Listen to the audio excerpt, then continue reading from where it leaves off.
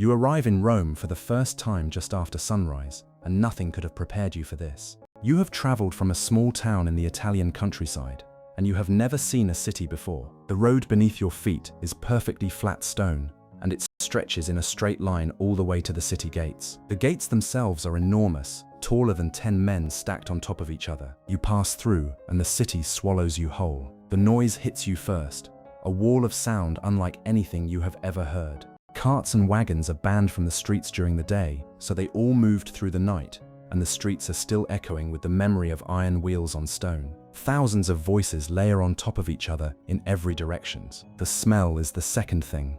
A mixture of baking bread, animals, cooking fires, and the sharp tang of the public latrines. You stop walking and simply stand at the edge of a wide-open square called a forum. The forum is the beating heart of Roman public life, and it is already crowded before the sun is fully up. Merchants are setting up stalls between the columns of temples. Lawyers are arguing cases in loud voices before small gathered crowds. Citizens in white togas move with purpose in every direction. Slaves carry heavy loads on their heads through the press of bodies. You notice that the buildings are not the plain stone color you imagined, but are painted in deep reds and yellows and ochre. The temples have brightly colored statues standing between their columns. Everything is more alive and more crowded and more loud than any story ever described. You are hungry, and you have a few coins in your belt pouch. You spot a thermopolium, which is the Roman version of a street food shop, built into the ground floor of an apartment building. A stone counter with circular holes cut into it holds clay pots of hot food warming from below.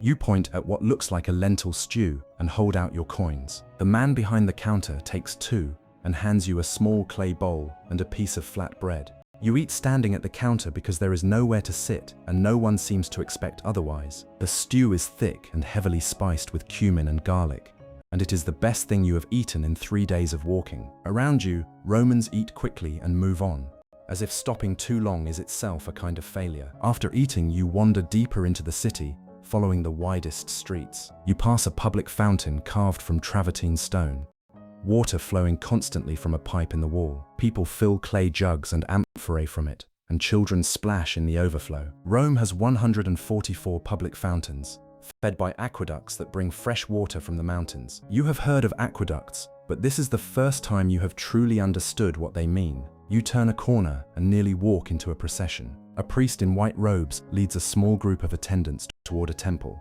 carrying offerings of grain and wine. You step aside and watch, because in Rome, religion is not separate from daily life. It is woven into every street and hour. There are shrines at almost every street corner, small niches in the wall holding little oil lamps and painted images of household gods. By mid-morning, the city is at its most intense, and the heat is beginning to build between the tall buildings. You follow a group of men into a narrow alley that opens suddenly into a large public bathhouse called the Thermae. For a very small coin, you are allowed inside. There are 3 main rooms: a cold room, a warm room, and a hot room, each one lined with marble and heated from below by a furnace system called a hypocaust.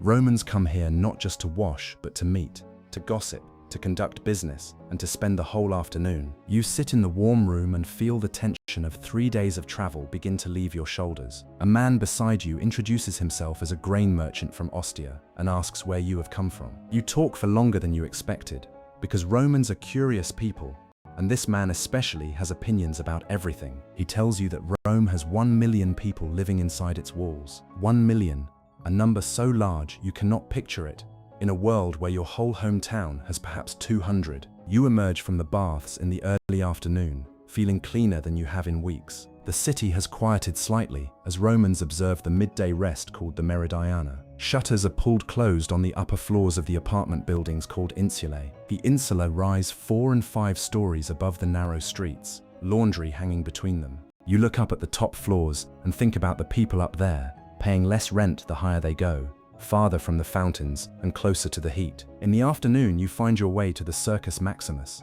the enormous chariot racing track at the base of the Palatine Hill. There is no race today, but the track itself is staggering, long enough to fit the entire center of your hometown inside it. You sit on the stone steps of the empty track and watch the city going about its life around you. A vendor passes selling roasted nuts from a small clay pot of hot coals. You buy a handful and eat them slowly, watching 2 children chase a dog across the empty sand. As the light begins to change toward evening, the city begins a different kind of noise. Cooking fires are lit on the upper floors of the insulae, because most Romans have no kitchen of their own. The smell of garlic and onions and roasting meat drifts down into the street from a dozen directions at once. You find an inn near the Forum, a plain building with a courtyard in the center. The innkeeper is a wide, short woman who charges you 3 coins for a straw mattress in a room with 5 other travelers. You have heard that Rome never truly sleeps, and lying on your mattress you begin to believe it. The carts and wagons have returned to the streets now that the sun is down,